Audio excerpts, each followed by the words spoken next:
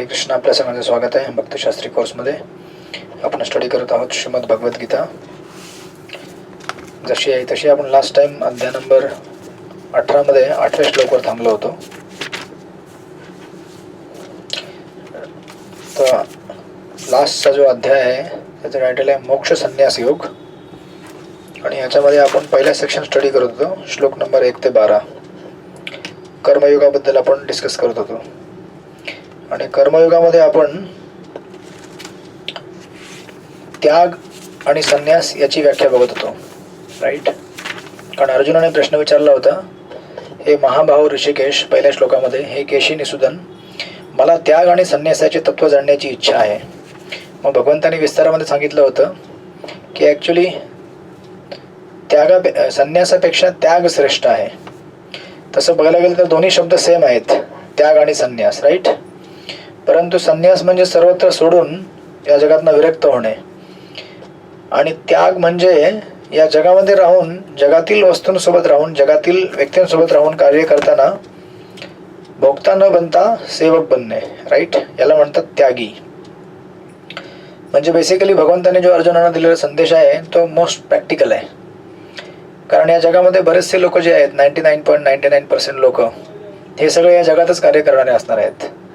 या जगातून फारच कमी लोक निवृत्त होऊन एका ठिकाणी बसून भजन करू शकतील, राईट. आणि आपल्याला हे कळलं पाहिजे की इवन दो आपण एका ठिकाणी निवांत ठिकाणी जरी बसलो तरी एकांत भजनापेक्षा सत्संगमध्ये केलेलं भजन जास्त बळकट असतं, आणि अशा भजनाने आपल्याला सिद्धी लवकर प्राप्त होईल.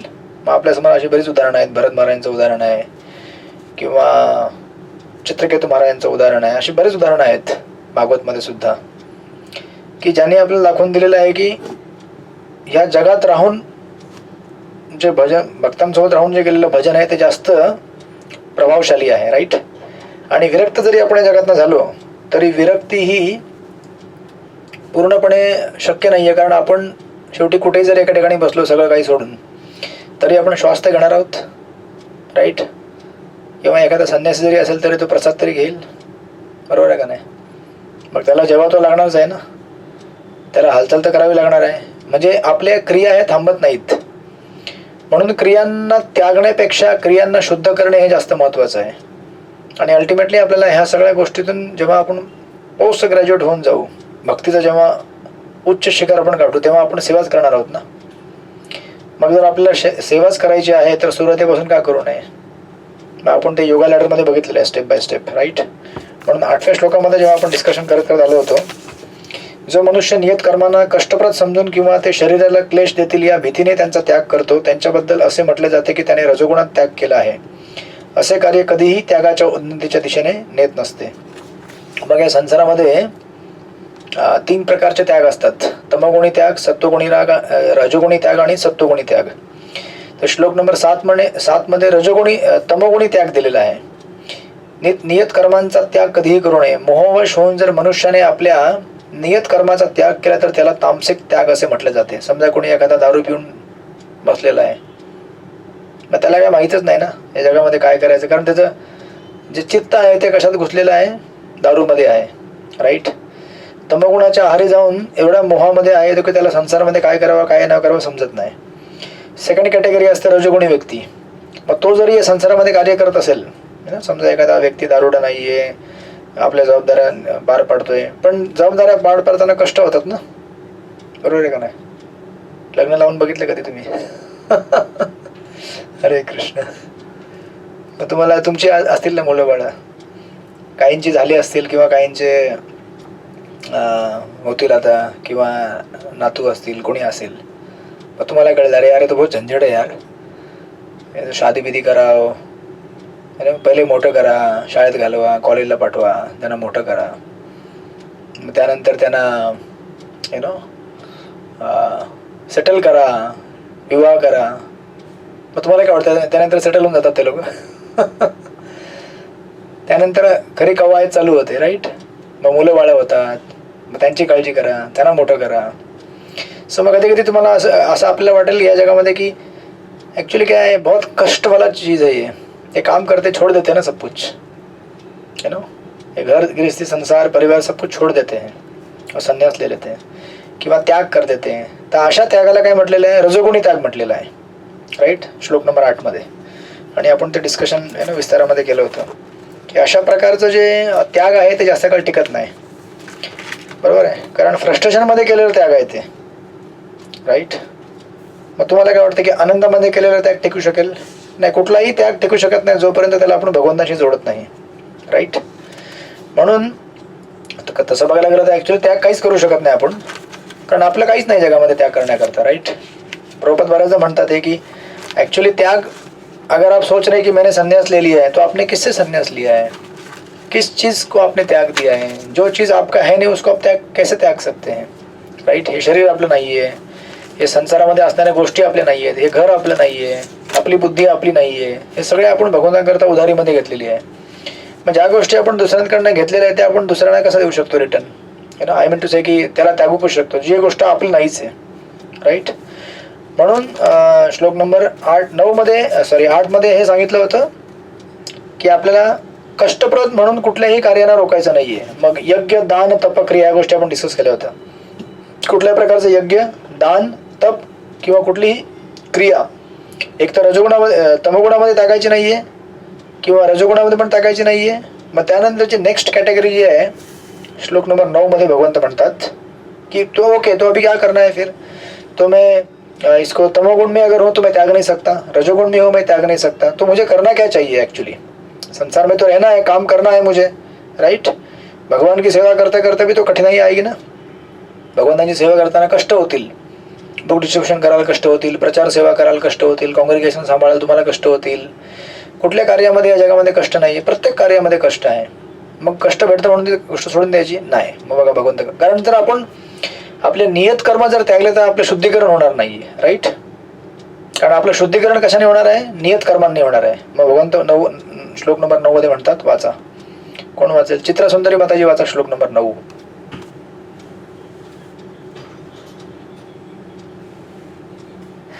हरे कृष्ण प्रभू, दंडवत प्रणाम. धन्यवाद. कार्यमितेव यत्कर्म नित्यं क्रियते अर्जुन संगत्याक्त फलं चैव सत्याग सात्विको मता. हरे कृष्ण. दंडवत. अनुवाद वाचा, अनुवाद. हरे कृष्ण. अनुवाद वाचला तुम्ही? हो, नाही वाचतो. हरे कृष्ण. वाचा.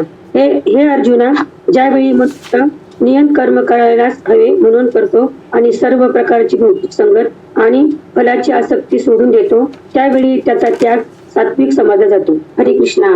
येस, मग आता आपण तामसिक त्याग बघितला, राजसिक त्याग बघितला, आता सात्विक त्याग. ठीक आहे. भगवंत काय म्हणतात? मनुष्य नियत कर्म करायलाच हवे म्हणून करतो आणि सर्व प्रकारची भौतिक संगत आणि फलाची आसक्ती सोडून देतो, त्यावेळी त्याला त्याग सात्विक म्हटलं जातं. आता तुम्ही मला सांगा, याच्यामध्ये त्याग आहे का? ऍक्च्युली कार्याचा त्याग नाहीये ना. त्याने कुठली गोष्ट करण्याचं टाळलेलं आहे का? नाही टाळलेलं आहे. मनुष्य नियत कर्म करायलाच हवे म्हणून करतो, म्हणजे कर्म तर करत आहे ना, म्हणजे कर्मापासून त्याग नाहीये. मग त्याग कशापासून आहे? सांगा, त्याग कशापासून आहे?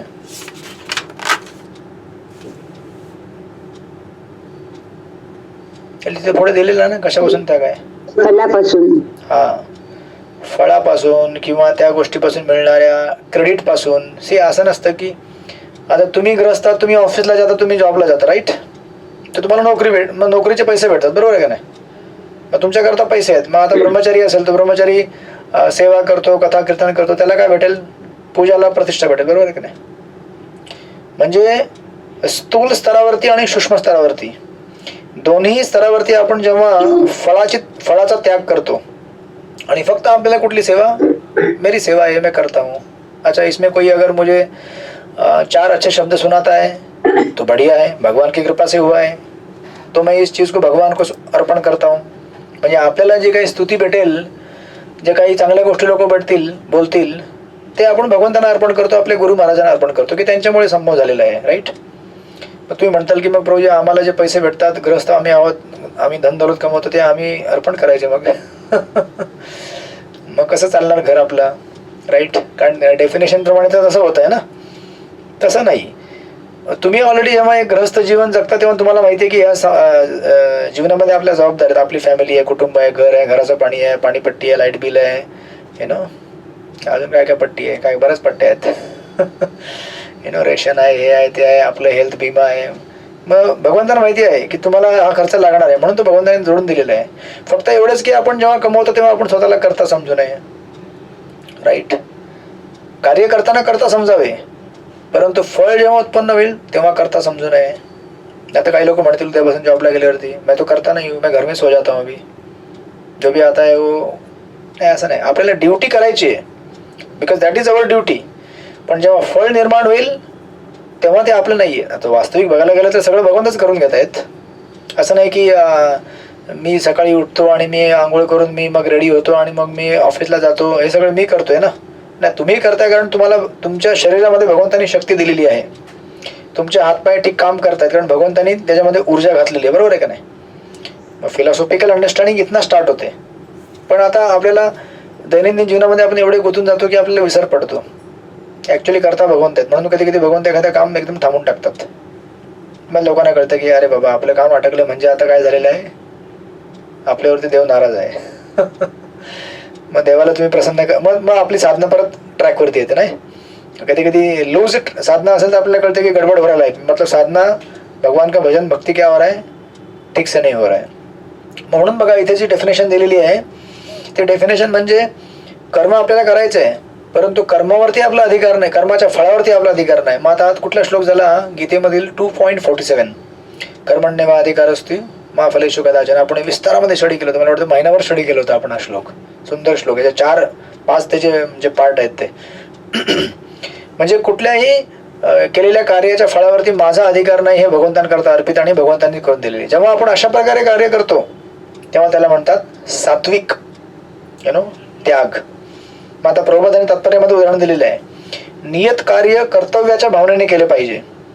मनुष्याला फलासक्ती सोडून कर्म केले पाहिजे. त्याने कर्माच्या गुणांपासून अलग झाले पाहिजे.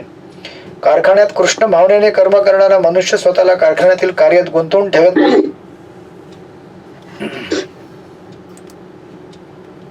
किती सुंदर उदाहरण आहे बघा. कारखान्यात कृष्ण भावनेने कर्म करणारा मनुष्य स्वतःला कारखान्यातील कार्यात गुंतून ठेवत नाही अथवा कारखान्यातील कामगारांचा संग करीत नाही. तो केवळ श्रीकृष्णांकरिता कर्म करीत असतो आणि ज्यावेळी तो कर्मफळ श्रीकृष्णाला अर्पण करतो त्यावेळी तो दिव्य स्तरावर कार्य करत असतो. विचार करा. मग आता आपल्यापैकी 90% 99% लोक तर कारखान्यामध्येच काम करत असतील ना. कारखाना म्हणजे ऑफिस, दुकान, आपलं जे काय असेल ते रोजगार धंदा, किंवा कोणी शाळेमध्ये कॉलेजमध्ये प्रोफेसर असेल, जे काही. मग आता समजा कोणी एखाद्या कॉलेजमध्ये प्रोफेसर असेल तर तो कॉलेजमध्ये जाऊन काय कॉलेजमधील लोकांशी संग करत नाहीये किंवा कॉलेजमध्ये आपला वेळ घालवत नाहीये. तो ॲक्च्युली भक्तीमध्येच वेळ घालवत आहे. कारण त्याच्या जीवनाचा जो उद्देश आहे, जे काही तो कमवत आहे, कशाकरता कमवत आहे, जेणेकरून घरातील जे लोक आहेत ते कृष्ण भावनेमध्ये भक्ती करत राहतील. हे जे शरीर आहे त्याला राहण्याकरता घर पाहिजे, त्याला अन्न पाणी पाहिजे. राईट. या सगळ्यांची व्यवस्था केल्यावरती मग तो शांतपणे हरे कृष्ण कृष्ण कृष्ण हरे हरे, हरे राम राम राम हरे हरे, राईट, शांतपणे भगवंताचं भजन करू शकेल. म्हणून बघा जेव्हा प्रभुपाद लावायचे ना लग्न संन्यासी याचे त्यांच्या डिसायपलचे, मग काही लोक व्यंग करायचे की आप सन्यासी हो, आप कैसे शादी लगा सकते हो, सन्यासी को शादी में बैठना भी अलाउड नहीं होता है, अब शादी कैसे करा सकते हो. प्रभुपाद म्हणायचे की सन्यासी को अलाउड नहीं है शादी करना, लेकिन बाकी लोगों को अलाउड है ना. और अगर कोई व्यक्ति शादी करके शांति से पीसफुली रह के अगर भक्ति कर सकता है, अपनी साधना कर सकता है, तो उसके लिए अरेंजमेंट करना जरूरी है हम लोगों को. समजा एकादशीच्या दिवशी जर 50 भक्तांमधील जर समजा 49 भक्त म्हटले की हम फास्टिंग कर सकते हैं, हमको उपवास कर सकते हैं और हम अपना चैंटिंग भी कर सकते हैं, हमको जरूरत नहीं प्रसाद का. पण एका भक्ताने जर म्हटलं की मुझे प्रसाद लगेगा, उसके बगैर मैं चैंटिंग नहीं कर सकता, एकादशी प्रसाद, मग त्याला व्यवस्था करून द्यावी लागेल ना. म्हणजे आपल्याला कधी पण सारांश पकडून चालायचं आहे. राईट. मग त्याच प्रकारे समाजामध्ये अशी लोक असणार की ज्यांना एक पर्टिक्युलर सेटअपमध्येच जमतं. राईट. त्यांना जर त्यांचा सेटअप चेंज झाला तर त्यांची चॅन्टिंग होणार नाही, त्यांची भगवंताचं भजन होणार नाही. मग अशा लोकांना करता व्यवस्था करून देणे आपलं कर्तव्य आहे. राईट. मग त्या प्रकारे प्रभुपाद इथे म्हणतात की एखादा व्यक्ती जर कारखान्यामध्ये असेल तर तो कारखान्यामध्ये नसतो, मग एखादा गृहस्थ जर घरामध्ये आहे तर तो घरामध्ये नाही आहे. भक्तिवरण ठाकूर जेव्हा घरी यायचे तेव्हा सांगायचे की मुझे ऐसा लगता है की मैं वृंदावन में आया हूँ. त्यांच्या घरामध्ये 10 मुलं होती, विचार करा, त्यांची पत्नी. मग एखाद्याला असं वाटेल की इतना बड़ा परिवार, इतना बड़ा घर, तो क्या वृंदावन है? क्या वृंदावन है? जहाँ पे भगवान का भजन पूजन होता है, कीर्तन होता है, वो वृंदावन बन गया. आपल्या सगळ्यांची जी घरं आहेत त्या घरामध्ये भगवंताचं नामस्मरण होतं, भगवंतांचं पूजन होतं, गीता पाठ होते, भागवत श्रवण होतं, हे सगळे वैकुंठ आहेत, त्याच्यापासून अभिन्न आहेत. राईट. मग ही जी स्थिती आहे ती केव्हा निर्माण होते? जेव्हा आपलं जीवन आपण कृष्ण भावना भावित बनवतो. म्हणजे आपल्याला कुठल्याही कार्याच्या फळाशी भौतिक आसक्ती नाही आहे. हे जे फळ आहे ते आपल्याला मिनिमम बॉडी मेंटेनन्स करता आपण वापरतोय, बाकी सगळे आपण भगवंतांच्या करता अर्पित केलेलं. राईट. आणि म्हणून बघा ह्याला अभ्यास करताना तुम्ही कधी हे आपण ईश्वरोपनिषदेमध्ये स्टडी केलं होतं, पण तुम्हाला जे सांगण्याकरता सांगतो इथे, भक्ती अशी प्रक्रिया आहे जी ज्ञान आणि कर्म या दोघांना जोडून घेते. आता बघा कर्मयोग जो आहे, कर्माच्या मार्गामध्ये कसं असतं की एक फायदा असतो, एक तोटा असतो. तुम्हाला फायदा लिहून घ्या. आय थिंक तुम्हाला लास्ट टाइम नाही, तुम्हाला दिलं, दुसऱ्या ग्रुपला दिलं होतं. कर्मयोगचा जो मार्ग आहे, कर्माच्या मार्गामध्ये एक फायदा असा आहे की आपल्याला सगळ्यांना कार्य करायला आवडतं. राईट. असं कोणी नाही आहे जो म्हणेल की मुझे त्याला सांगितलं की गप बैठने का, सुबह से लेकर रात तक शांत बैठने की जगह पे, संभव नाही ना आपल्याकरता. राईट. मग कर्माच्या मार्गामध्ये पॉझिटिव्ह एक पहिली गोष्ट आहे की त्याला कार्य करायला आवडतं, तर कार्य करायला भेटतं. पण याचा निगेटिव्ह फॅक्टर काय आहे? कर्मयोग नाही, कर्मामध्ये निगेटिव्ह फॅक्टर काय आहे की कुठलंही कर्म केलं तर संसारामध्ये बंधन लागतं. बरोबर आहे का नाही? पॉझिटिव्ह काय आहे की कर्म करायला भेटतं, पण निगेटिव्ह काय आहे? बंधन लागतं. कारण जगामध्ये आपण कार्य करताना, कार्य करत बसलो तर कुठल्याही प्रकारचं कर्म केलं आपण तर बंधन लागणार आहे आपल्याला. पण आपल्या सगळ्यांना कर्म करायला आवडतं. कळलं का कोविड प्रूफ तुम्हाला?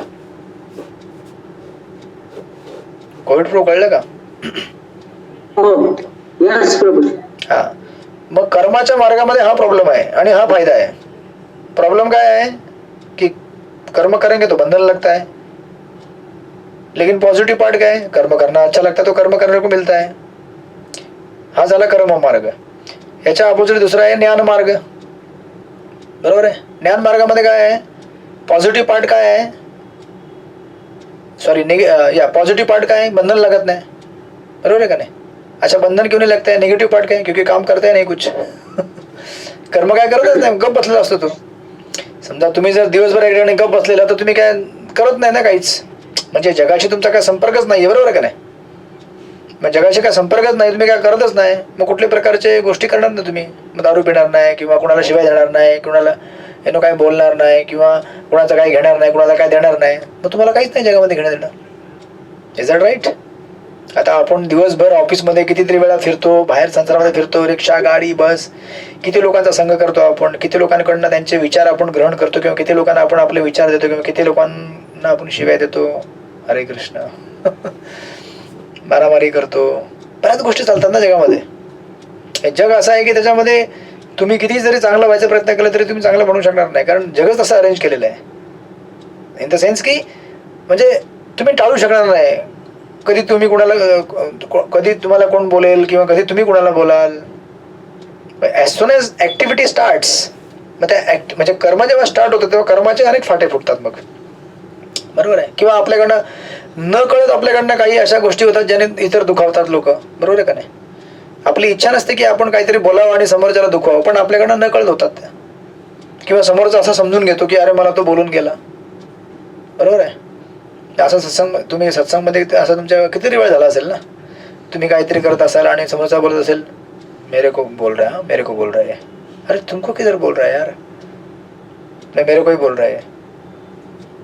मग असं होतं ते का? कारण जगच तसं अरेंज केलेलं आहे. मग आता बघा, कर्माच्या मार्गामध्ये पॉझिटिव्ह काय आहे? कर्म करायला भेटतं. निगेटिव्ह काय आहे? कर्म बंधन लागतं. ज्ञान मार्गामध्ये काय आहे? पॉझिटिव्ह बंधन लागतच नाही हो, पण निगेटिव्ह क्या है? कर्म करने को नहीं मिलता है, लेकिन मुझे कर्म करना अच्छा लगता है. दिन भर में बैठ नहीं सकता है जगह पे. बरोबर आहे का नाही? आता जे लोक भगवान ड्रेसिंग करतात, परम करुणा माताची ड्रेसिंग करत असतात. राईट. आवडतं ना ड्रेसिंग करायला. बरोबर आहे. ड्रेसिंग म्हणजे तुम्हाला मी एक उदाहरण दिलं. Now that dressing can be स्वतःला पण असू शकतं किंवा दुसऱ्या एका व्यक्तीला असू शकतं, पण दुसऱ्या कोणाला करण्यापेक्षा किंवा स्वतःला करण्यापेक्षा भगवंताने करतात ते. मग आता बघा, कर्ममार्ग आणि ज्ञान मार्ग हे दोन मार्ग आहेत, बरोबर आहे. मार्गामध्ये एक प्रॉब्लेम आहे आणि एक पॉझिटिव्ह गोष्ट आहे. ज्ञान मार्गामध्ये सुद्धा एक प्रॉब्लेम आहे, एक पॉझिटिव्ह गोष्ट आहे. सगळ्यांना कळली? म्हणजे दोन्ही मार्गामध्ये काहीतरी चांगलं आहे, काहीतरी वाईट आहे. मग ह्या दोघांना एकत्र आणण्याचं काम करतं भक्ती मार्ग, आणि ह्याला म्हणतात सिंथेसिस, राईट, समन्वय घडवणे. हा मार्ग आणि हा मार्ग, कर्म आणि ज्ञान, दोघांमध्ये समन्वय घडवून दोघांमधलं बेस्ट काय ते घ्यायचं आणि जे उपयोगी नाही ते रिजेक्ट करायचं. मग कसं करायचं आता बघा. मग कर्म मार्गामध्ये पॉझिटिव्ह गोष्ट काय आहे? कर्म करणे, हे सगळ्यांना आवडतं, बरोबर. हा, मग ही कर्म करण्याची कला घ्यायची कर्म मार्गातनं. आणि निगेटिव्ह काय आहे? बंधन लागतं, ते बंधन सोडून द्यायचं. हा, ते बंधन आता लागणार नाही. कसं लागणार नाही? कारण हे कर्म तुम्ही कोणाकरता करणार आहात? भगवंताकरता करणार आहात.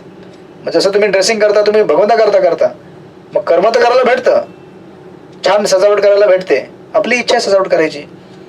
मग एखाद्याचं बाहेर जाऊन दुनियेला सजवण्यापेक्षा आपण भगवंताला सजवतो. म्हणजे दुनियेला तुमचा जॉब असेल तर करा, दॅट इज डिफरंट थिंग. पण जनरली आपली जी प्रोपेन्सिटी आहे ती आपण डोटल करतो किंवा त्याचा भक्तीमध्ये त्याचा उपयोग आणायला करतो. समजा काही लोकांना कुकिंग करायला आवडते, बरोबर आहे. मग आता स्वतःला कुकिंग करण्यापेक्षा आपण काय करतो, घरामध्ये विग्रहानं आणतो, भगवंतांच्या अर्च विग्रहाला आणतो. आणि अर्च विग्रहाला आपण घरामध्ये आपण जेव्हा जेवण बनवतो तेव्हा आपण स्वतः करता बनवत नाही हो, आपण कोणाकरता बनवतो? भगवंताकरता बनवतो. आणि मग त्यांचं राहिलं उच्चिष्ट आपण घेतो. मग आता सगळ्यांना जेवायचं तर आहे ना घरामध्ये, बरोबर आहे का नाही? चूल तर पेटणारच आहे, पण ते चूल आपल्याकरता पेटणार नाही. कुणाकरता पेटेल? भगवंताकरता अन्न शिजेल आणि मग ते अन्न प्रसाद रूपामध्ये आपल्याकडे येईल. म्हणजे काय झालं? कर्ममार्गामध्ये पॉझिटिव्ह गोष्ट काय आहे? कर्म करण्याची इच्छा, ते तर आपल्याला करायला भेटतंय, म्हणून मनुष्य आनंदी राहतो आणि सोबत बंधन पण लागत नाही, बरोबर आहे का नाही? तुम्हाला कळलं का एक पार्ट? आणि ज्ञान मार्गामध्ये पॉझिटिव्ह काय आहे? बंधन लागत नाही. ते आपण भक्ती मार्गाने बंधन लागतच नाही, बरोबर आहे का नाही? आणि ज्ञान मार्गामध्ये निगेटिव्ह काय होतं? कर्म करायला भेटत नाही, बरोबर आहे का नाही? मग ते कर्म करायला भेटत नाही, ते भक्तीमध्ये काय झालं? आपल्याला कर्म करायला भेटते ना. म्हणजे ज्ञान मार्गातला आणि कर्म मार्गातला जे पॉझिटिव्ह आहे ते आपण उचललं. कर्म मार्गातला पॉझिटिव्ह काय? कर्म करायला आवडतं. आणि ज्ञान मार्गामधला पॉझिटिव्ह काय? बंधन लागत नाही. दोन्ही गोष्टी आल्या भक्तीमध्ये. आणि ज्या गोष्टी निगेटिव्ह होत्या त्या निघून गेल्या. कर्म मार्गामध्ये निगेटिव्ह काय होतं? बंधन लागायचं, ते निघून गेलं. आणि ज्ञान मार्गामध्ये निगेटिव्ह काय? कर्म करायला भेटत नाही, ते निघून गेलं. सगळ्यांना कळलं का काय चाललंय? कोणाला कळलं नाही हात वर करा. निवेदन माताजी, तुम्हाला समजलं का? नाही कळलं तुम्हाला? तुम्हाला उदाहरण देतो, एक उदाहरण देतो. जसं से फॉर एक्झाम्पल, तुम्हाला काय आवडतं? तुमचा छंद काय सांगा मला. मला म्हणजे असं किचन वगैरे जमत नाही, पण ब्युटीजला असं सजवायला वगैरे ड्रेसिंग वगैरे करायला आवडतं मला. ज्वेलरी वगैरे बनवायची भगवंतासाठी. मग याच्या इस्कॉन मध्ये येण्या अगोदर तुम्ही आपला छंद कसा जोपासायचा सांगा. नाही, काही केलंच नव्हतं तेव्हा, त्यावेळेला. पण त्यावेळेला वेगळे छंद होते. त्यावेळेला स्कूलिंग मध्ये म्हणजे ड्रॉइंग वगैरे करायचं. सी, ड्रॉइंग करा किंवा सजावट करा, it is one and the same part. म्हणजे काहीतरी असे कलाकृती किंवा काय करायची तुम्हाला आवड असायची, राईट? पहिले तुम्ही ड्रॉइंग करायचं, कशा करायचं? बाहेरच्या जगातलं, भौतिक जगातलं ड्रॉइंग, राईट? किंवा काही चित्रांना सजवणे, फोटोला सजवणे, काय वाटेवर जे असेल ते. मग आता तुम्ही जर सेम गोष्ट आज तुम्ही भगवंतांना सजवताय, बरोबर आहे, भगवंतांकरता ज्वेलरी बनवताय, तुम्ही सेम गोष्ट जर भौतिक जगामध्ये भौतिक व्यक्तींकरता केली असते, तुम्हाला त्याचं बंधन लागलं असतं का नाही? हो. पण आता तुम्ही भगवंताकरता करता, तुम्हाला बंधन लागत नाही. हो. आणि त्यासोबत आपल्याला जे आवडतं ते पण करू शकतो आपण. म्हणजे कर्म मार्गामध्ये पॉझिटिव्ह पार्ट काय आहे? सकारात्मक भाग काय आहे? की आपल्याला प्रत्येकाला कर्म करायला भेटतं, ते तुम्हाला भेटते भक्तीमध्ये. आणि निगेटिव्ह काय आहे? सॉरी, कर्मामध्ये निगेटिव्ह काय आहे? बंधन लागतं, ते बंधन लागत नाही तुम्हाला भक्तीमध्ये. त्याच प्रकारे ज्ञान मार्गामध्ये पॉझिटिव्ह काय आहे? बंधन लागत नाही, ते बंधन लागत नाही भक्तीमध्ये आपल्याला, राईट? सॉरी, ज्ञान मार्गामध्ये कर्म करायला भेटत नाही, पण भक्तीमध्ये कर्म करायला भेटतंय ना. आणि ज्ञान मार्गामध्ये निगेटिव्ह काय? कर्म करायला भेटत नाही हो. ज्ञानीने एक ठिकाणी बसायचं असं शांतपणे, दिवसभर तर बसू शकत नाही. मग चला ही ज्वेलरी घे, बनव, आवडते. मग त्याचा पॉझिटिव्ह पार्ट इथे आला आणि निगेटिव्ह पार्ट निघून गेला.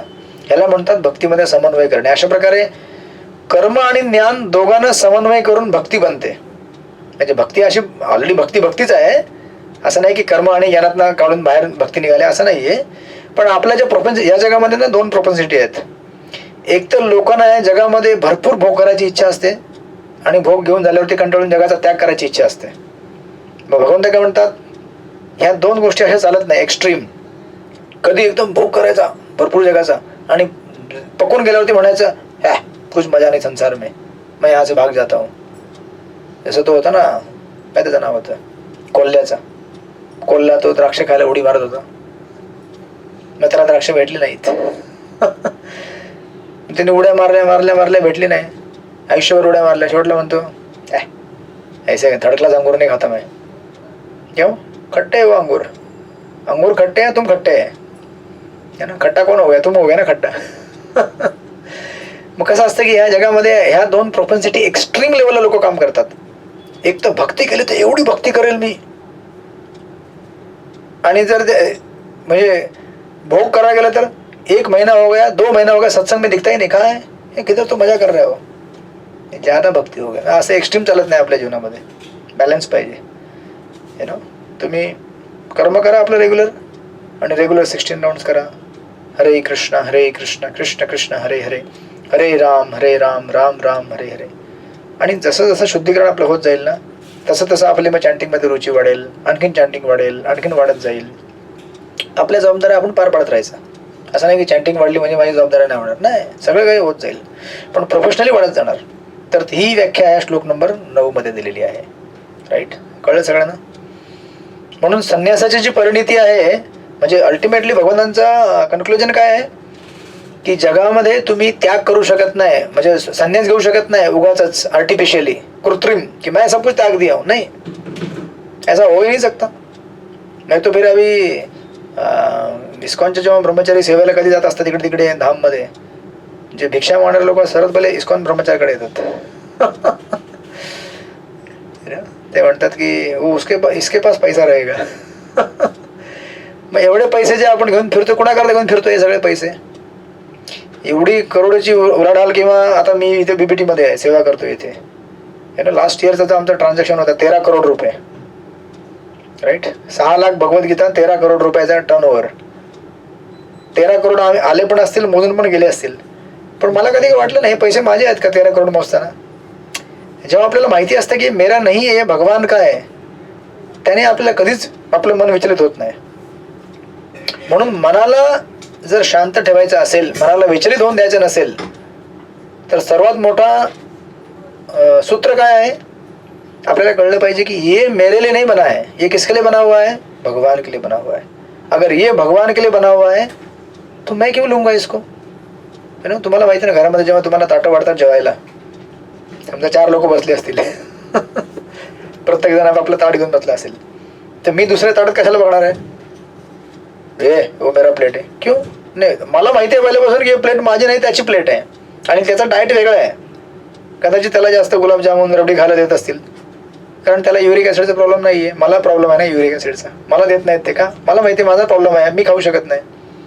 पण जेव्हा आपल्याला माहिती असते की ये प्लेट उसका है तो मैं उसको प्लेट में क्यों झाँक के देखूंगा.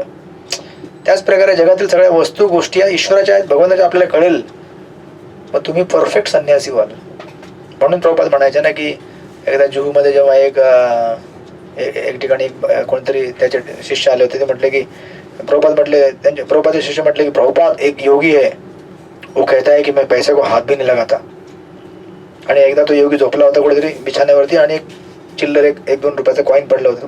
माया माया माया असं करायला लागला तो. म्हटलं इधर से जल्दी हटाओ ये, मैं इधर सो नहीं सकता मैं आज रात को.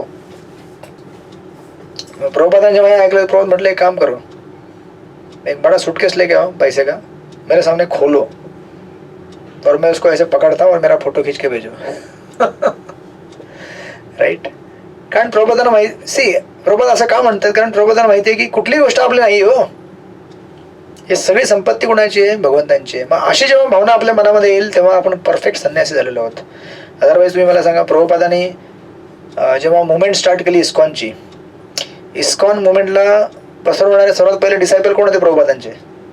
गृहस्थ डिसायपल होते ना, श्याम सुंदर प्रभू, मालती माताजी, गुरुदास प्रभू, हे सगळे गृहस्थ शिष्य होते त्यांचे, कोणी संन्यासी नव्हते. ह्या लोकांनी पूर्ण विश्वभर इस्कॉनची स्थापना केली 1966 1977, 10-11 वर्षामध्ये. जेवढं एक संन्यासी करू शकत नाही तेवढं ह्या लोकांनी करून दाखवलं. आणि ऑफकोर्स संन्यासी काय किंवा ग्रस्त काय कोणामध्ये काय फरक नाहीये. जर आपली भावना ही भगवत सेवेमध्ये असेल, गुरु सेवेमध्ये असेल, तर आपल्यामध्ये म्हणजे काय हे नाहीये, अंतर नाहीये, सगळे समान स्तरावरती कार्य करतात. राईट. हा त्याचा संदेश होता या पहिल्या सेक्शनमध्ये, श्लोक नंबर 9 पर्यंत. अजून 3 श्लोक आहे बाकी ते सेक्शनचे, पण लगेच पटकन पूर्ण होतील ते. वाचा श्लोक नंबर, त्यानंतर 10 वाचा. कोण वाचेल? परम करुणा माताजी वाचा श्लोक नंबर 10.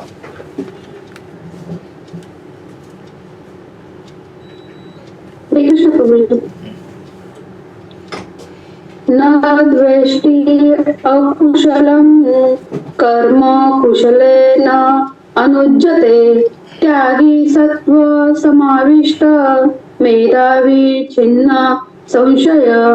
सत्वगुणात स्थित असलेला बुद्धिमान त्यागी अशुभ कार्याचा द्वेष करीत नाही अथवा शुभ कार्यात आसक्त राहत नाही. अशा बुद्धिमान त्यागी मनुष्याला कर्माविषयी काहीच संशय नसतात. येस. हरे कृष्ण. हरे कृष्ण. राईट. याला अजून एक स्टेप अजून पुढे घेऊन भगवंत म्हणतायत की जो व्यक्ती सत्वगुणामध्ये स्थित आहे, बुद्धिमान आहे, जो आहे तो अशुभ कर्मांचा कधी द्वेष करत नाही अथवा शुभ कर्मांशी आसक्त राहत नाही. म्हणजे कसं असतं की समजा से फॉर एक्झाम्पल तुम्ही समजा प्रवचन देताय आणि प्रवचनाला 1000 लोक आले, तुम्हाला काय वाटतं? वाह वाह वाह, 1000 लोग आए ना लेक्चर सुनने के लिए आज, बहुत अच्छा लग रहा है. आणि समजा तुम्ही लेक्चर देतात आणि फक्त 4 लोक आले, म्हणजे उदाहरण देतो तुम्हाला एक प्रीचरच्या पॉइंट ऑफ व्ह्यूने, तुम्हाला काय वाटतं? अरे यार आज कोई नहीं आया लेक्चर के लिए, क्या बोरिंग लग रहा है नाही. म्हणजे याचा अर्थ काय आहे की आपण प्रीचिंग करण्याची आसक्त नाही आहे, आपण क्राउडला गोळा करण्याची आसक्त आहे. कि अपने को 50 लोग अगर अच्छा बोलेंगे, क्राउड देखेंगे तो वाह मजा आ गया, और कोई नहीं, मजा नहीं आ रहा है. म्हणजे तुम्हाला तुमचा उद्देश काय आहे, तुम्ही कुठल्या उद्देशाने तुम्ही तिथे बसलेला सत्संगमध्ये. मग हे प्रत्येक क्षेत्रामध्ये लागू होईल. प्रत्येक क्षेत्रामध्ये तुम्ही कुठेही जा, समजा आपण कुठे झाडू मारतोय आणि समजा 4 लोकांनी फोटो नाही काढला, अरे फोटो नहीं निकालना कोई मेरा, फोटो निकालो ना कम से कम मेरा, एक पोस्ट डाल दो यार, कहीं भी डालो, बताओ कितने सेवा करके गए. देखो लास्ट संडे प्रोग्राम में समजून घ्यायचं की आपला जो व्यवहार आहे तो कसा आहे, रजोगुणी किंवा तमोगुणी युक्त आहे. म्हणून प्रभुपाद इथे लिहितात की प्रभुपाद तात्पर्यामध्ये लिहित आहेत, कृष्ण भावनाभावित मनुष्य किंवा सत्वगुणी मनुष्य दुसऱ्या कोणाचा द्वेष करत नाही अथवा त्याला त्याच्या शरीराला पीडा देणाऱ्या कोणत्या वस्तूचाही द्वेष करत नाही. तो योग्य स्थळी व योग्य काळी कर्म करतो व कर्तव्याच्या क्लेशदायक परिणामांना भीत नाही. दिव्य स्तरावर स्थित असलेला मनुष्य, अशा मनुष्याला सर्वात बुद्धिमान व त्याच्या कार्यात संशयरहित समजले पाहिजे. म्हणून राधानाथ स्वामी महाराज म्हणायचे की जेव्हा तुम्ही प्रिचिंगला बसला असाल आणि तुमच्या समोर समजा लोक जेवढा तुम्हाला रिस्पॉन्स द्यायचा तेवढा रिस्पॉन्स जर तुम्हाला भेटला नाही, तर असा विचार करायचा की अगले लेक्चर के लिए रिहर्सल हो रहा है. राईट. हे अगले लेक्चर का प्रॅक्टिस अभी हो रहा है. म्हणजे कुठलंही जे कर्म आहे, कार्य आहे, ते वेस्ट जात नाही. कधी विचार करू नये असं की, किंवा कधी कधी तुम्ही बघितलं असेल असं की आपण लोकांना सांगतो चॅन्टिंग करो, लोक चॅन्टिंग करतच नाही. पिछले 5 साल से बोल रहा हूँ 16 माला पे आ जाओ, 16 माला पे आ जाओ, वही 2-3-4 माला करते रहते. पण याच्यामध्ये फायदा कोणाचा होतो? जो बोलतो त्याचा फायदा होतो ना. जर तुम्ही बोलत असाल 16 माला करो, तर तुम्ही पहिले पक्का करणार ना की मैं 16 माला कर रहा हूँ. राईट. म्हणजे म्हणण्याचा अर्थ असा आहे की आपण कधी कधी लोकांना सेवा द्यायचा प्रयत्न करताना जर लोकांनी ऐकलं नाही, आपली सेवा व्यवस्थित त्यांनी केली नाही, तर काय प्रॉब्लेम नाही आहे. कारण कमीत कमी तुम्ही स्वतःला आठवण देताय ना. आता समजा मी भगवद्गीता वाचतोय किंवा काही शास्त्र एक्झाम बनवतोय किंवा टेस्ट घेतोय, लोकांनी काही रिस्पॉन्ड करू दे, कम से कम मेरा रिव्हिजन हो रहा है ना. माझ्याकडनं अभ्यास होतोय, माझ्याकडनं गीता वाचली जाते. 1 तास हा कुठेतरी फालतूमध्ये घालवण्यापेक्षा मी आपला भगवत सेवेमध्ये घालवला, भगवद्गीता वाचण्यामध्ये घालवला, त्यामुळे फायदा माझा आहे ना. अशा प्रकारे जर आपण विचार केला तर आपलं काहीच नुकसान नाही जगामध्ये. राईट. So like that. अशा प्रकारे त्यानंतर मग हे सांगितल्यानंतर 11व्या श्लोकामध्ये भगवंत म्हणतात, वाचा प्रीती गोविंद माताजी वाचा श्लोक नंबर 11. हरे कृष्ण नंदी प्रणाम प्रभुजी. न देहि देहभूता शक्य तत्व कर्मांना शेषता यतु कर्म फल त्यागी स त्यागी त्या विधी येते. देहधारी जीवांना सर्व कर्मांचा त्याग करणे खरोखर शक्य नाही, परंतु जो कर्मफलांचा त्याग करतो तोच खरा त्यागी होय. बघा किती सुंदर व्याख्या आहे. हे कन्क्लुजन भगवंताने सांगितलं की ऍक्च्युली कुठल्याही कर्माचा त्याग तुम्ही करू शकणार नाही आहात खरं बघायला गेलं तर. कारण आपण श्वास तर घेणार आहोत. किती मोठा संन्यासी योगी असेल, हिमालयामध्ये बसला असेल तर श्वास तर घेईलच ना. तुम्ही म्हणाल की तू 60 वर्ष झाले प्रभूजी काय खात नाहीये, पाणी पण पित नाही, अरे पण श्वास तर घेतोय. तुम्ही म्हणाल की श्वास पण त्यांनी रोखून ठेवलाय हो. तो काही घेतच नाही. अच्छा, तो कुठे जिथे बसलाय ती जागा तर कोणाची आहे? जिथे बसला असेल ती भूमी कोणाची आहे ना? भगवानाची आहे ना. तुम्ही म्हणाल की तो भूमीत पण नाही, तो आकाशामध्ये तरंगतोय. अरे बाबा, आकाश पण कोणाच तरी आहे. भूमी अप अन अल वायू खंदन बुद्धी रेवच, भगवंत म्हणतात 4थ्या अध्यायामध्ये. ये सब कुछ मेरा है. जब सब कुछ भगवान का है तो आप हवा में लटको, जमीन के अंदर जाओ, पानी में तैरो, कुछ खाओ नहीं पियो नहीं, कुछ भी करो, आप कहीं ना कहीं से कुछ तो भगवान का सपोर्ट लेके कर रहे हैं ना. म्हणजे बेसिकली कुठल्याही प्रकारची निष्क्रियता ही संभव नाही. म्हणजे आणि समजा तुम्ही म्हणाल की मी काय काय नाही करत गप बसले, पण तुमचं मन तर आहे, मन तर कार्य करतंय ना. एक राधानाथ स्वामी महाराज आपल्या याच्यामध्ये लिहितात, एक हे होता मौनी बाबा, तो म्हणायचा मैं किसी से बात नाही करतो. मग त्याच्याकडे पाठी ठेवली होती. मग त्याला जे पाहिजे असेल ना तो पाठीवर लिहायचा, आणि कोणाला शिव्या द्यायचा तर शिव्या पण पाठीवरती द्यायचा. नालायक काटा असं म्हणजे काय असेल ते. पण आपलं मन हे आपण थांबवू शकत नाही ना. म्हणजे तुम्ही कृत्रिमरित्या जरी बाहेरून दाखवलं, मैं कुछ नहीं कर रहा, मैं शांत बैठा. अच्छा, मन में क्या क्या गाली दे रहे हो, किसके कितने लोगों गाली दिया, कर रहे हो ना. बेसिकली आपल्या मानसिक स्तरावरती क्रिया थांबवू शकत नाही आपण. म्हणून तुम्ही गीतेच्या आय थिंक 5व्या अध्यायामध्ये गेला तर हा श्लोक येईल. 3.5 सॉरी 3ऱ्या अध्यायाच्या 5व्या श्लोकामध्ये, नाही कश्चित क्षणम जापी नाही कश्चित क्षणम अपि जातु तिष्ठत कर्मकृत. तुम्ही बघा, ही गीतेची काय चाललेली आहे, समरी चाललेली आहे, सारांश. म्हणून जे पूर्ण गीतेमध्ये तुम्ही स्टडी केलेले ते इथे पुन्हा पुन्हा येणार आहे. राईट. म्हणून भगवंत म्हणतात, प्रभुपाद तात्पर्य लिहितात, भगवद्गीतेत सांगितले आहे की मनुष्य कधीही कर्म करणं सोडून देऊ शकत नाही. म्हणून बेस्ट काय आहे, जो श्रीकृष्णांकरिता कर्म करतो व कर्मफलांचा भोग करीत नाही, सर्व काही श्रीकृष्णांना अर्पण करतो, तोच खरोखर त्यागी होय. आणि असा त्यागी आयुष्यामध्ये कधीही डिस्टर्ब होत नाही. राईट. तथाकथित संन्यासी जेव्हा विश्वामित्र मुनी हे जेव्हा परफेक्ट भक्त बनले नव्हते, जेव्हा त्यांनी त्याग केला होता संसाराचा, तेव्हा डिस्टर्ब होत होते. कोणी ना कोणीतरी त्यांना डिस्टर्ब करायचा. परंतु जेव्हा परफेक्ट संन्यासी झाले, म्हणजे त्यागी झाले, त्यांना कळलं की सब कुछ भगवान की सेवा में समर्पित करना चाहिए, तेव्हा त्यांना कधी काही डिस्टर्बन्स झाला नाही. He become peaceful. त्याच प्रकारे इथे उदाहरण प्रभुपाद देत आहेत की आंतरराष्ट्रीय कृष्ण भावनामृत संघाचे अनेक सदस्य आहेत जे त्यांच्या कार्यालयात, कारखान्यात किंवा इतरत्र कठोर परिश्रम करतात व त्यांना जे काही प्राप्त होते ते सर्व संघाला दान करतात. असे महात्मा व्यक्ती वास्तविक संन्यासी असून ते संन्यास आश्रमात स्थित आहेत. या ठिकाणी स्पष्टपणे दाखवून दिले आहे की कर्मफलांचा त्याग कसा केला जातो व कोणत्या कारणाकरता कर्मफलाचा त्याग केला पाहिजे. तुम्ही म्हणाल की प्रभूजी आम्ही तर दान करत नाही पूर्ण काय, आमचा पगार असेल समजा 1 लाख, तर आम्ही थोडी 1 लाख रुपये मंदिरात देतो. असं जरुरी नाहीये. आपण जे काही कमवतो त्याने आपण कृष्ण भावनेचा प्रचार करण्याकरता डायरेक्टली इनडायरेक्टली मदत करत आहोत. राईट. मग तुम्ही जे घर चालवताय, संसार चालवताय, त्याच्यामध्ये जे काही तुम्ही इन्व्हेस्टमेंट केलेली आहे, पैसे टाकलेले आहेत, ह्या सगळ्यांचा शेवटला उद्देश काय आहे की तुम्ही शांतपणे जप करू शकाल. राईट. बरोबर आहे का नाही? मग त्या दृष्टिकोनातून तुम्ही बघितलं तर तुमचं सगळं जीवन काय झालेलं आहे, कृष्ण भावनामय झालेलं आहे. जेव्हा आपला जीवनाचा उद्देश भक्ती करणे होऊन जातो, तेव्हा आपले सर्व कार्य काय होऊन जातात, कृष्ण भावनामध्ये होऊन जातात. आता काल आपण लग्नाला आलो. राईट. लग्न लावून जर आलो तर लग्नाचा उद्देश काय होता की बाबा दोघांनी एकत्र येऊन छानपणे कृष्ण भावनेमध्ये स्थिर होऊन भक्ती करावी, भक्तीचा प्रचार करावा. राईट. मग अशा प्रकारचं जे लग्न आहे ते भौतिक झालं नाही, आध्यात्मिक झालं. राईट. मग आता विचार करा, लग्नासारखी गोष्ट जी संन्यासी लोक अवॉइड करतात, टाळतात, जर भक्ती एवढी पॉवरफुल आहे की त्याला आध्यात्मिक बनवू शकते, बाकी गोष्टी काय राहिल्या आध्यात्मिक बनवण्याच्या. राईट.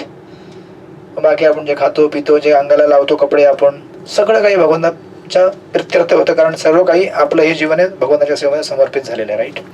अशा प्रकारे. आणि म्हणून याला कंक्लूड करताना 12व्या श्लोकामध्ये भगवंत म्हणतात, वाचा श्लोक नंबर 12, शोभा शितोळे माताजी श्लोक नंबर 12 वाचा. हरे कृष्ण प्रभुजी, दंडवत प्रणाम. अनिष्टमिष्टं मिश्रं च त्रिविधं कर्मणः फलम् भवत्या त्यागिनं प्रेत्य न तु संन्यासिनां क्वचित. जो त्यागी नाही त्याला मृत्यूनंतर इष्ट, अनिष्ट तथा मिश्र असे 3 प्रकारचे कर्मफळ प्राप्त होते. तथापि संन्यासाश्रमातील पुरुषांना कर्मफळांचे सुख अथवा दुःख भोगावे लागत नाही. हरे कृष्ण. हरे कृष्ण. मग आता तुम्ही जेव्हा पहिली लाईन बघा, जो त्यागी नाही. त्यागी नाही म्हणजे काय? जो या संसाराला भोगत आहे. राईट. जरुरी नाही की तो संन्यास आश्रम मध्ये असला पाहिजे किंवा ब्रह्मचारी कोणी असो, ब्रह्मचारी असो. तुम्हाला ती स्टोरी माहिती असेल, एका ब्राह्मणाच्या घरासमोर एक वेश्याचं घर असतं. तुम्ही ऐकलं असेल ना स्टोरी.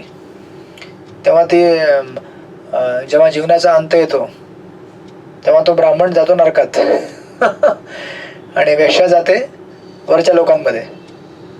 मग हा ब्राह्मण विचारतो, अरे ऐसा कैसा हो गया, मैं तो ब्राह्मण था, इतना शुद्ध था मैं, इतनी सेवा करता था, रोज सुबह टंग टंग टंग टंग घंटी बजा के भगवान का. यानं वाटतं की घंटीचा आवाज आला म्हणजे पूजा झाली. इतना कुछ करता था. त्याला सांगितलं की ऐसा नहीं होता है. आप उस घर में बैठते थे और वेश्या को देख के सोचते थे, गई गुजरी, 3rd क्लास, क्या करती है दिन भर. मैं देखो कितना भगवान का भजन करते रहता हूँ. मतलब आप दिन भर बैठ के उसका चिंतन करते थे, तो आपका चित्त कहाँ था? उस वेश्या में लगा हुआ था. आणि वेश्या काय विचार करायची, कितना अच्छा ब्राह्मण है, भगवान की सेवा में रहता है दिन भर, और मैं कितनी अभागी हूँ, पाप करते रहती हूँ. म्हणजे शेवटी विचार करा, भौतिक स्थान किंवा हे भौतिक शरीर याने भक्ती होत नाही खरं तर बघायला गेलं तर. ते तर आहेतच, हे ते इन्स्ट्रुमेंट आपल्याला पाहिजेच, ते पुढे डिस्कशनमध्ये येईलच. पण यावेळी सर्वात महत्वाची आपली चेतना. आपली चेतना जिथे असेल ना तेथे आपल्याला भगवंत प्राप्त होतील किंवा ती गोष्ट प्राप्त होईल. आपली चेतना जर भौतिक जगामध्ये भौतिक गोष्टींमध्ये आहे, समजा तुम्ही प्रसाद खायला बसलात, त्याला खायला म्हणत नाही, ग्रहण करायला म्हणतात. आज प्रसाद में क्या है, आज प्रसाद में चायनीज आहे. म्हणजे आपली मनोवृत्ती काय चायनीज आहे. चायनामध्ये गेला तुम्ही, नेक्स्ट जन्म कुठे होईल? चायनामध्ये होईल. आज प्रसाद में क्या है, इटालियन है, इटलीमध्ये जाल तुम्ही. आज प्रसाद में क्या है, आज प्रसाद में महाराष्ट्रीयन है. अरे आज प्रसाद में महाराष्ट्रीयन नहीं है, चाइनीज नहीं है, इटालियन. आज प्रसाद में क्या है, अच्छा आपको बोलना तो बोलिए ना, आज प्रसाद में इटालियन कृष्ण प्रसाद है ना, इटालियन स्टाईलमध्ये बनवलेला. आपण विसरू नये की तो कृष्ण प्रसाद आहे. पण आपली मेंटॅलिटी कशी असते, आपण म्हणजे त्याच्या सरफेस लेवलला बघतो, फक्त खोलवर जाऊन बघत नाही. भाकरी नाही आहे, भाकरी प्रसाद आहे तो. राईट.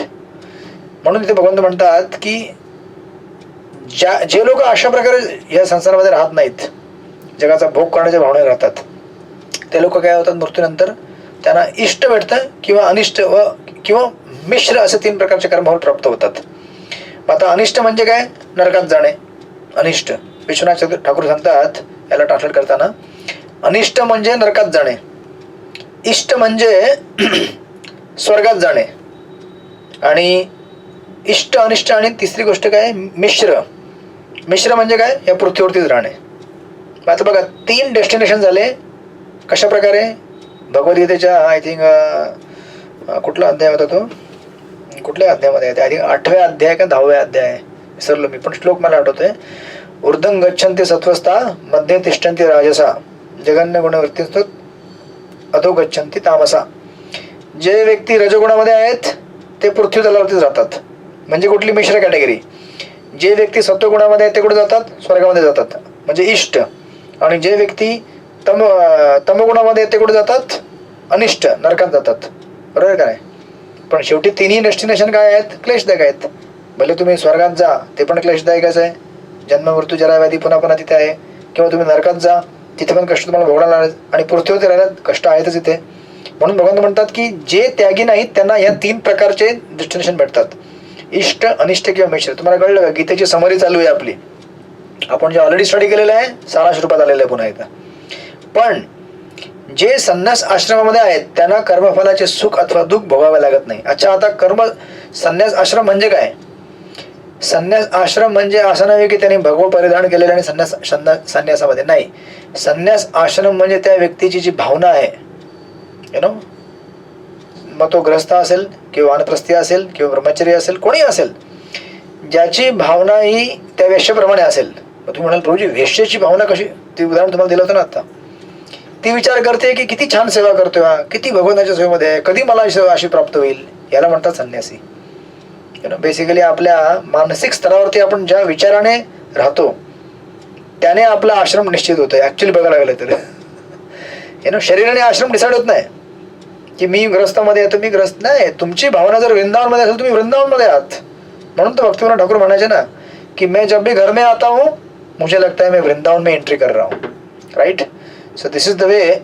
याला भगवंतांनी इथे समराईज करताना अशा प्रकारे कन्क्लूड केलेलं आहे या अध्यायामध्ये.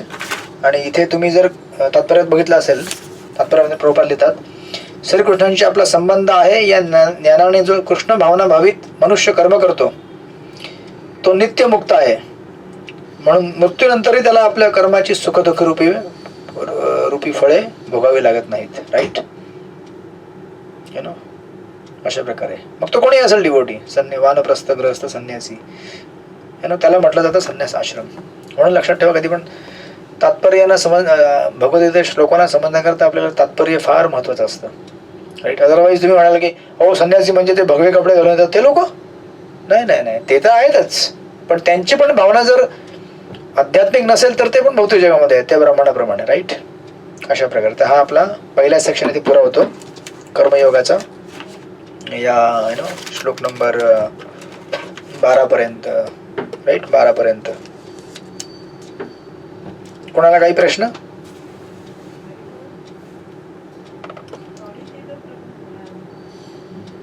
येस. कोणाला काही प्रश्न आहे?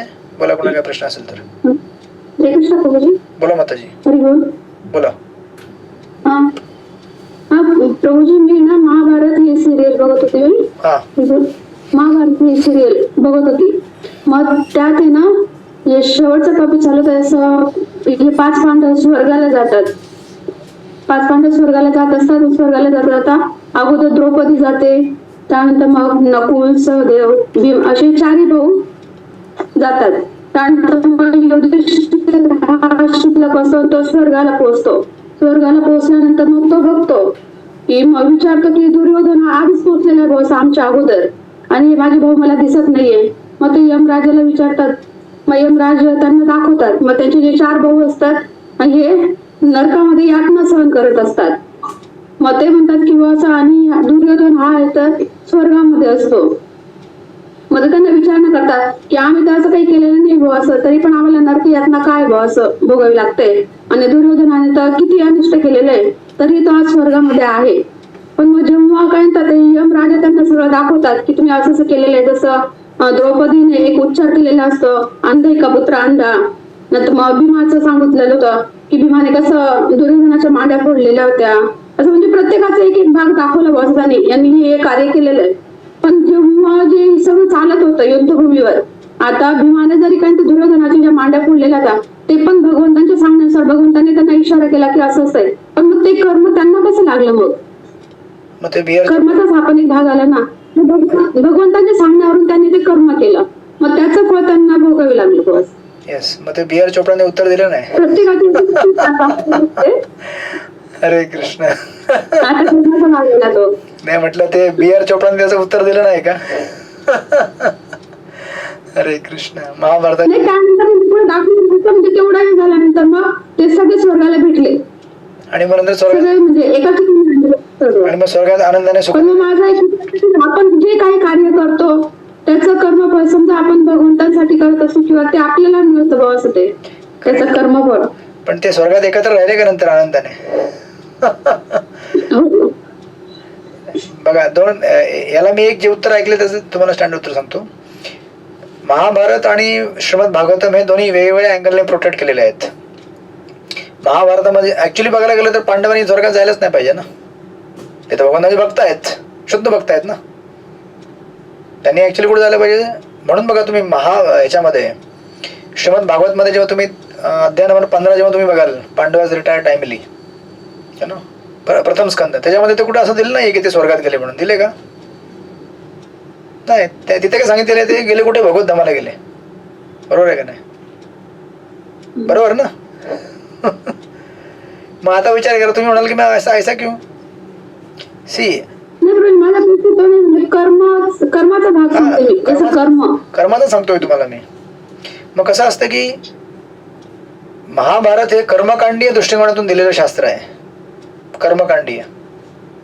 मग आता कर्मकांडीय जर तुम्ही मार्गाने बघितलं तर प्रत्येक गोष्टीचं रिॲक्शन आणि ऍक्शन रिॲक्शन आहे. बरोबर आहे का नाही?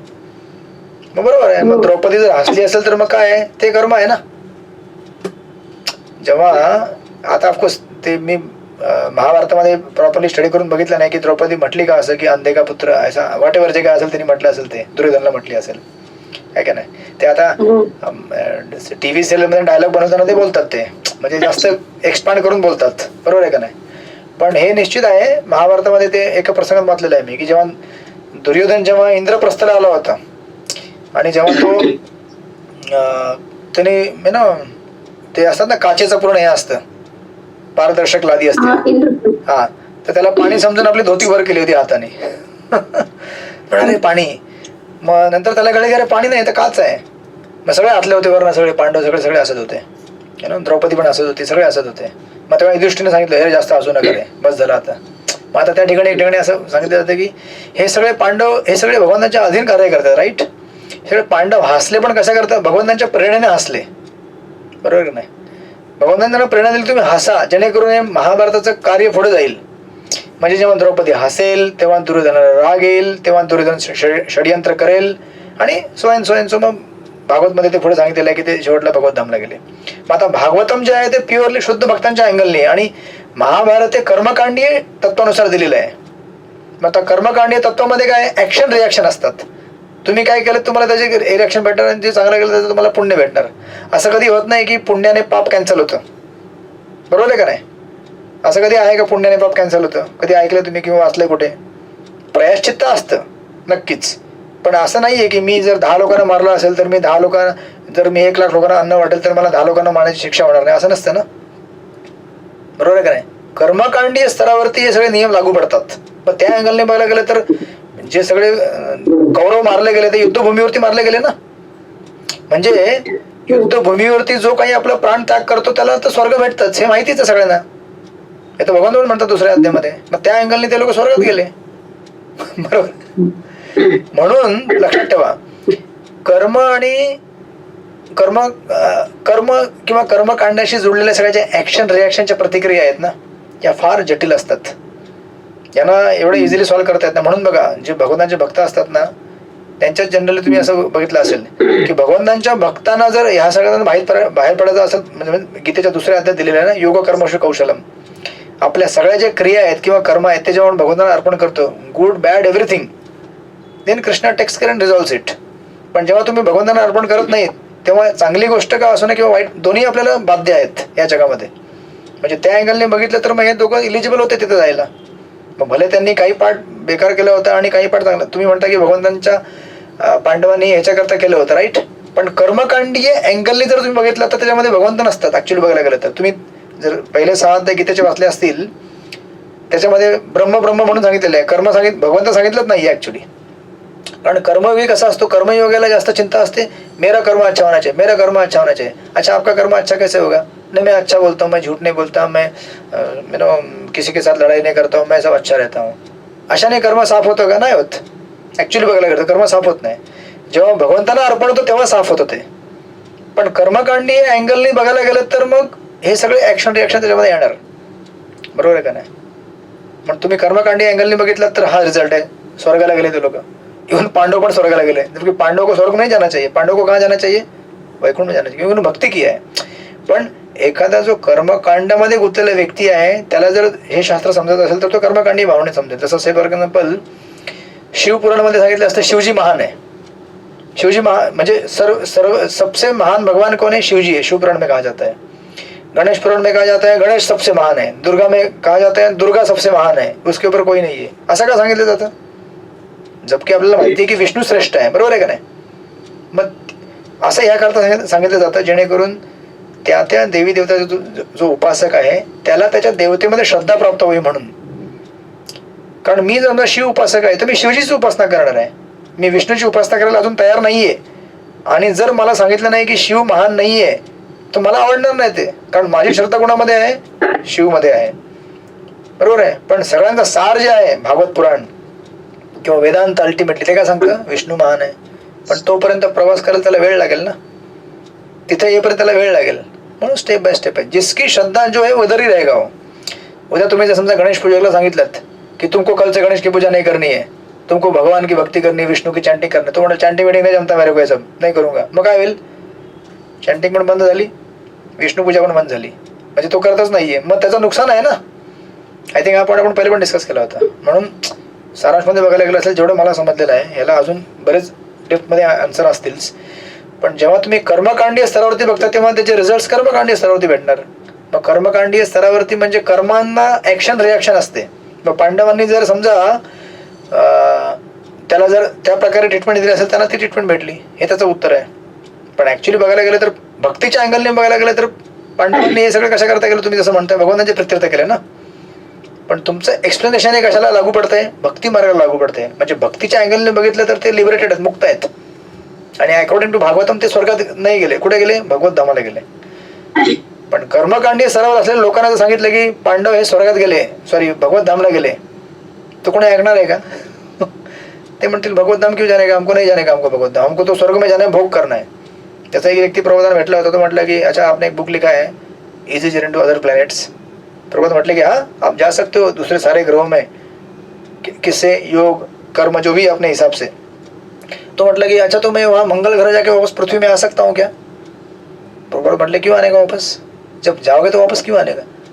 ते म्हटले फिर ये, म्हणजे लक्षात ठेवा की लोकांची मेंटॅलिटी काय आहे की मैं स्वर्ग में जाऊंगा, भोग करूंगा और वापस पृथ्वी में आके दिखा दूंगा लोगों को फोटो खींच. म्हणजे आजच्या जमान्याच्या ट्रेंड मध्ये की मंगल पे घूम के आया देखो मेरा स्टेटस लगा दो, या फिर जो म्हणजे बेसिकली लोकांची जी भावना आहे ती म्हणजे इलेव्हेटेड नाही, वरच्या स्तराला जातच नाही, ती इथेच अडकून असते.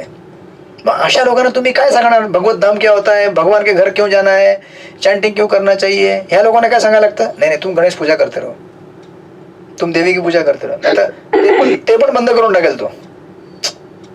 जेवढं म्हणजे ज्या अँगलनी जेवढं समजू शकतो तेवढं असं. बाकी याला अजून असेल डेप्थमध्ये उत्तर, तुम्ही अजून लोकांना विचारू शकता. पण मला जेवढं कळलेलं ते ॲज फार एज दिस अंडरस्टँडिंग गोज.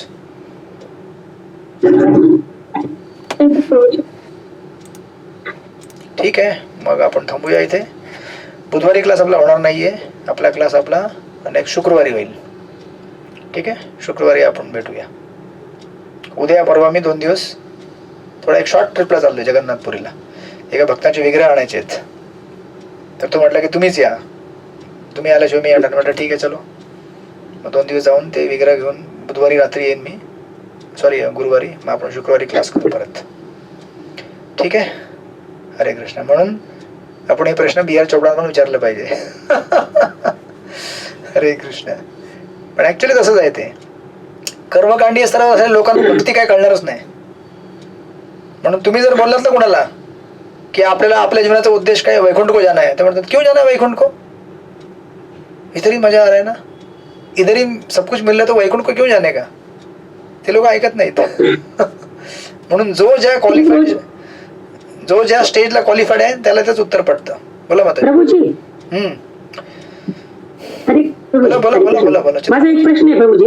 हा, समजा एक व्यक्ती भक्त आहे आणि त्यांनी भक्तांनी खूप सेवा केलेली असते, 16 माळा जप करणे, नियमित मंदिरात जाणे आणि भरपूर सेवा केलेली असते, मग आणि शुद्ध स्तरावर आहे ते. आणि समजा त्यांचा अंत्यविधी, समजा ते वारले तर ते भगवत धामात गेले, तर आपल्याला कसं कळतं प्रभूजी? तर ते भगवत धामात गेलेले आहेत, आपल्याला कळतं का ते प्रभूजी? तुम्हाला कोणाबद्दल माहित करून घ्यायचंय? म्हणजे मी असो, कुणी असो प्रभूजी, कोणाबद्दल नाही, असं एक शंका आहे माझी की त्यांनी भक्ती केली असती, खूप सगळे नियम पाळलेले असतात, 16 माळा जप आणि सेवा केलेली असती. मग आपण म्हणतो ना की वैष्णव भक्त हा भगवत धामात निश्चित जातो, मग हे खरं आहे का प्रभूजी? अच्छा, संत तुकाराम महाराज कुठे गेले तुम्हाला माहिती आहे का? संत तुकाराम महाराज कुठे गेले? वैकुंठात गेले ना प्रभूजी. आणि ते तर तुम्ही बघितलं होतं ना, म्हणजे बघितलं होतं म्हणजे ते वर्णित आहे ना शास्त्रामध्ये, इतिहासामध्ये वर्णित आहे ना. अच्छा ध्रुव महाराज कुठे गेले होते ते पण वर्णित आहे ना शास्त्रामध्ये, बरोबर आहे का नाही? मग आता काही गोष्टी आपल्या डोळ्यासमोर घडलेल्या आहेत. म्हणजे संत तुकाराम महाराजांची गोष्ट काय एवढी फार जुनी नाही की ती एकदम 5 लाख वर्ष सत्ययुगातली नाही, आत्ता घडलेली आहे ती 400-500 वर्षापूर्वी. जर आत्ता 400 वर्षापूर्वी घडलेली गोष्ट तुम्हाला जर दिसत असेल की समोरासमोर संत तुकाराम महाराज वैकुंठाला गेले, म्हणजे वैकुंठ खरं आहे, बरोबर आहे? जर वैकुंठ खरं आहे, भक्ती खरी आहे, भक्त खरे आहेत, ईश्वर खरं आहे, मग आपण पण भक्ती केली तर आपण पण वैकुंठात जाऊ ना. आणि असं जरुरी नाही की तुम्हाला दिसलंच पाहिजे डोळ्यानं. आता मेल्यावरती कोणी नरकात जातो तुम्ही बघितलेलं आहे का? नाही, पण नरकात जातोय आपल्याला कुठं कळतं? आपण कुठं समजा आपण शरीर सोडलं आपल्याला कुठे समजतं हा आपण पण कुठे जाणारे म्हणून? पण लक्षात ठेवा, आपण शरीर सोडलं आपल्याला कुठे समजतं आपण कुठे जाणारे? नाही आपल्याला कळेल ना, आता पण कळेल तुम्हाला कुठे जाणार ते. गीतेच्या 15 अध्यायात दिलेलं आहे ऍक्च्युली. श्रोत्रम चक्षुष स्पर्शनम च रसनम घ्राणम एवच अधिष्ठाय मनश्चाय विषयानुपसेवते. आता आपल्या सगळ्यांचे हात, काय, पान, नाक सगळे झालेले आहेत रेडी. कोणाचे तुम्ही सगळे झाले असेल वैकुंठवासियांचे, मग काही जे बाहेरचे लोक आहेत त्यांचे कोणाचे कुत्र्याचे कान, कोणाचे डुकराचं नाक. आपली जी चेतना आपण विकसित करतोय त्याप्रमाणे आपलं शरीर तयार झालेलं आहे मानसिक स्तरावरती. फक्त आता ट्रान्सफॉर्मेशन म्हणजे प्रिंटिंग व्हायची बाकी आहे, फक्त प्रिंटिंग मशीन मध्ये, राईट? तर आपला बेस काय आहे? आपला बेस ह्याच्यावरती नाही की मला दिसते का नाही, आपला बेस शास्त्रावरती आधारित आहे हो. आणि तुम्ही जसं जसं जसं पुढे जाल ना तुम्हाला स्वतः इंडिकेशन येतात ते. माझी आई, मी तुम्हाला सांगतो उदाहरण म्हणून, माझी आई आजी जेव्हा माझी वारली तेव्हा मी गावाला गेलो होतो तिला हे करायला, आजी. मग तिच्याकरता आम्ही सगळं केलं. मी भागवतम वाचत होतो काही दिवस तिच्याकरता. 1 महिन्यानंतर मी इकडे आलो, आजी वारली. आजी वारल्यानंतर मग आई गेली, सगळं विधी सगळं आई आली इकडे. मग आई मला सांगत होती की आजी जेव्हा वारली त्याच्या काही दिवसानंतरच मग आम्ही ते सगळं केलं होतं, वासरू वगैरे ते डोनेट करतात. मग आई म्हणायची की मला रोज स्वप्नामध्ये असं गोशाळा येते, असं दिसतं की एक सुंदर हे आहे, गायींचं पूर्ण हे आहे, मैदान आहे. म्हणजे इव्हन तुम्हाला जर प्रूफ वाईज बघायचं असेल तर आपल्या चित्तामध्ये ज्या काही गोष्टी घडतात त्याने आपल्याला कळतं की हा व्यक्ती कुठे गेला असेल किंवा तो कुठे पोहोचला असेल. आई म्हटली तिला चांगलं डेस्टिनेशन प्राप्त झालेलं आहे. इव्हन यावेळी तुम्हाला सांगतो आणखीन, जेव्हा मी जगन्नाथपुरीला गेलो होतो 10 वर्षापूर्वी 15 वर्षापूर्वी, जेव्हा DT आणण्याकरता अचानक मी DT घेऊन आलो होतो जगन्नाथ बलदेव सुभद्राच्या छोट्या. आणि मी जेव्हा घरी आलो घेऊन इकडे, तेव्हा आई मला म्हणायला लागली की मला 2 दिवसापासून स्वप्न पडायचे की मी घरामध्ये फोटो होता आमच्या घरी जगन्नाथचा, म्हणायचे की मी फोटो घालते, फोटोला हार घालते, स्वप्न पडायचे कंटिन्युअस. मग आता काय संबंध होता? मी तिकडून भगवानाचे वेगळे आणत होतो आणि ही स्वप्नामध्ये येते. तिला म्हणजे स्वप्न पडत होते. मग या स्वप्नाचा जेव्हा मेळ झाला तेव्हा म्हटली, आता कळलं मला की ऍक्च्युली असं काय होत होतं स्वप्नामध्ये. म्हणजे तुम्हाला जर भौतिक प्रूफ जरी पाहिजे असेल तरी अशा पण प्रूफ असतात हो. पण असे प्रूफ तुम्हाला भेटले किंवा नाही भेटले, शेवटी आपण कुठे जाणार आपल्याला कळणार आहे एक दिवशी, बरोबर आहे का? किंवा तुम्ही जाणार आहात ना, बरोबर आहे का नाही? आणि शास्त्रामध्ये जे दिलेलं आहे की आपण जर भगवंताची भक्ती केली तर आपण त्या ठिकाणी जाणार. आपला विश्वास आपल्या ह्याच्यावरती नाही, शास्त्रांच्या संदर्भावरती आहे, राईट? आणि याच्यावरती बघायचं असेल संत तुकाराम महाराजांचं बघा, गेले होते ना संत तुकाराम महाराज वैकुंठामध्ये. गरुड वाहन आला होता ना, म्हणजे गरुड वाहन सत्य आहे, विष्णू सत्य आहेत, भक्ती सत्य आहे, आणि तुकाराम महाराज गेले ते पण सगळं सत्य आहे. मग त्यांच्यासोबत सत्य आहे तर आपल्यासोबत सत्य होऊ शकेल ना, राईट? कळेल आपल्याला आपण पुढे जाणार ते, राईट? आता चांगली चॅन्टिंग कराल तर तुम्हाला रिव्हिलेशन पण येतं ते ऍक्च्युली की मैं कहाँ जा रहा हूं, क्या हो रहा है मेरे साथ. पण तेवढं चांगलं आपलं शुद्ध पाहिजे. पण त्याच्यावरती जास्त फोकस करायचं नाही. याची टेन्शन घ्यायची नाही की कुठे पोहोचणार आहे मी. टेन्शन घ्यायचं की आता मैं क्या कर रही हूँ, अच्छा चॅन्टिंग कर रही हूँ की नाही कर रही हूँ. आणि कुठे जायचं नाही जायचं ते ईश्वरावरती अवलंबून आहे. आपल्याला जिथे घेऊन जाते तिथे जायचं. आपलं काम आहे आपली सेवा करणे, भक्ती करणे. हरे कृष्ण कृष्ण कृष्ण हरे हरे, हरे राम राम राम हरे हरे. ठीक आहे, मग आपण भेटूया शुक्रवारी. मग आपण याला पुढे घेऊन जाऊ. हरे कृष्ण. श्रील प्रभुपाद की जय. श्रीमद् भगवद गीता. हरे कृष्णा. थँक्यू प्रभुजी. Hare Krishna Prabhuji. Thank you very much. Krishna.